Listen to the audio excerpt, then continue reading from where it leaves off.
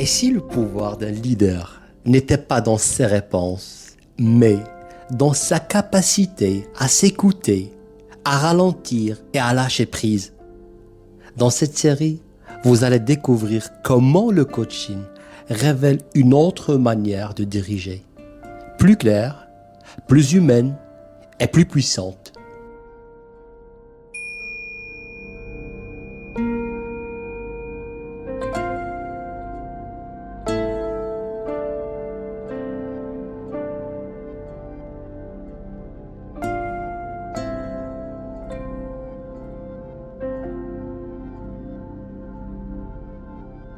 Pourquoi le coach n'est pas un conseiller? Un coach ne donne pas des solutions. Il aide à les faire émerger. Et si votre plus grande force n'était pas de recevoir des conseils, mais de trouver vos propres réponses? Un conseiller dit « fais ceci ». Un coach demande « qu'est-ce qui est juste pour vous ?» La différence, votre autonomie, votre capacité à décider et à agir par conviction, pas par imitation. Alors, vous voulez vraiment un conseiller ou un miroir qui révèle vos propres ressources? Qu'en pensez-vous? Préférez-vous qu'on vous dise quoi faire ou qu'on vous aide à voir clair?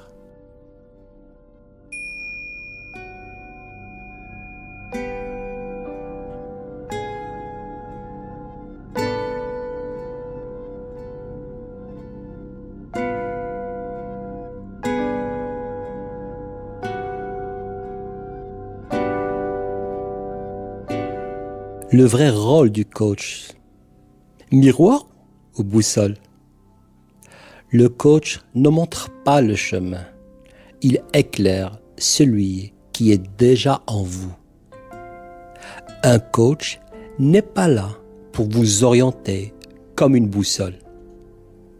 Il est là pour vous refléter comme un miroir. Il vous renvoie vos forces, vos incohérences et vos zones d'ombre afin que vous décidiez vous-même. Car le leadership authentique, c'est assumer son chemin, pas marcher sur celui d'un autre. Alors, selon vous, un dirigeant a-t-il plus besoin d'un miroir ou d'une boussole?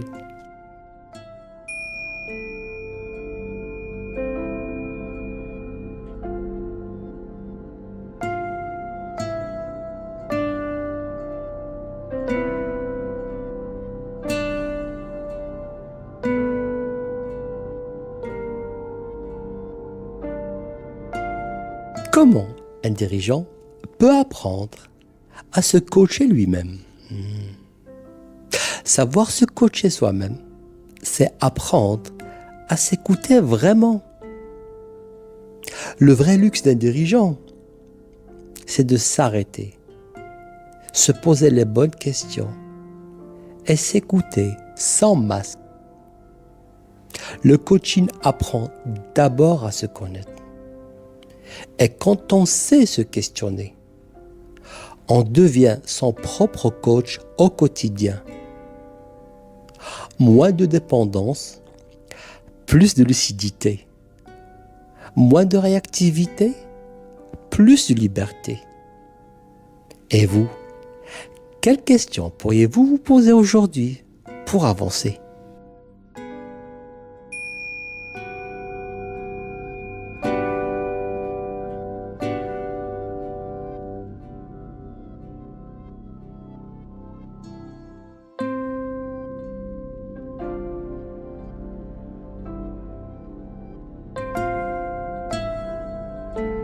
La puissance de l'écoute profonde dans le leadership.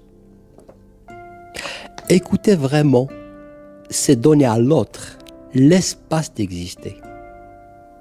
Un dirigeant puissant n'est pas celui qui parle fort, mais celui qui sait écouter profondément.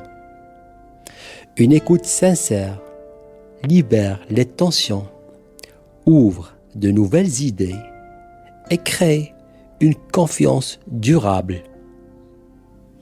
Et si votre prochaine réunion devenait différente simplement parce que vous avez décidé d'écouter vraiment, dites-moi, qu'est-ce qui, selon vous, empêche un dirigeant d'écouter pleinement?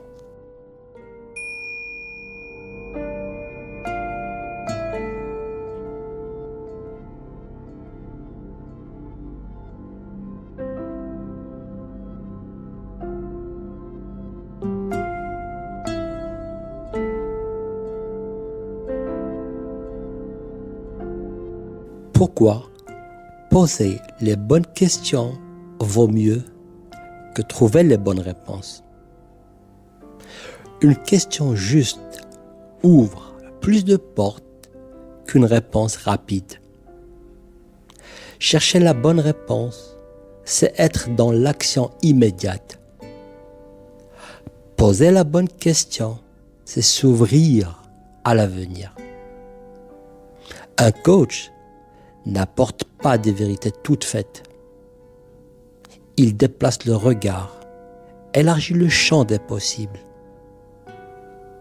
Et dans un monde incertain, c'est peut-être la compétence la plus stratégique d'un leader. Alors, à votre avis, quelle est la question la plus puissante qu'un dirigeant puisse poser à son équipe?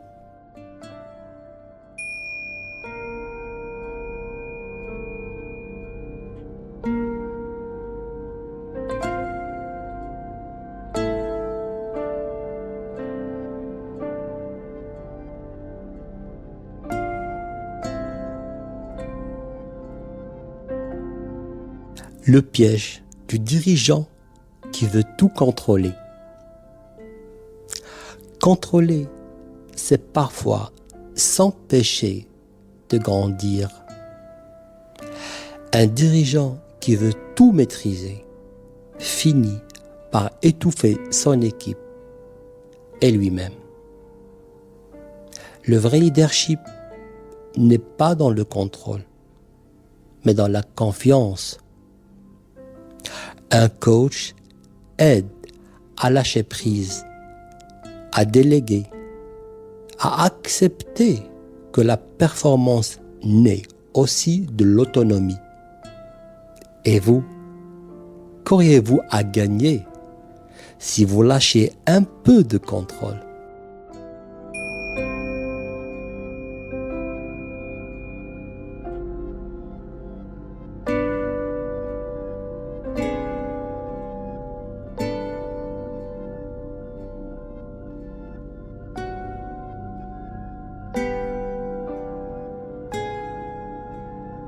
Comment le coach aide à transformer la solitude du dirigeant en force. Être seul en haut n'est pas une fatalité, c'est une opportunité. Beaucoup de dirigeants vivent la solitude des décisions. Le coach ne remplace pas cette solitude, il la transforme. Il devient un espace où le dirigeant peut déposer ses doutes, confronter ses idées, se réaligner. De cette solitude naît alors une nouvelle clarté, une nouvelle énergie. Et vous, percevez-vous votre solitude comme un poids ou comme une chance de vous recentrer?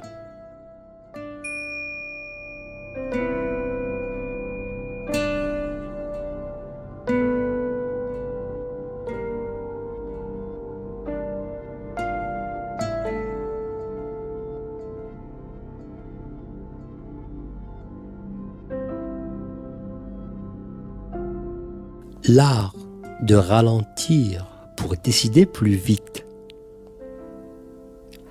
Ralentir, ce n'est pas perdre du temps, c'est en gagner. Dans l'urgence, beaucoup de leaders croient qu'ils doivent accélérer. Mais c'est souvent l'inverse. Prendre un pas de recul, respirer, réfléchir, permet de décider plus vite et mieux. Le coach aide le dirigeant à retrouver cette capacité de pause qui ouvre sur la lucidité. Qu'en pensez-vous? Quand avez-vous pris le temps de ralentir pour la dernière fois?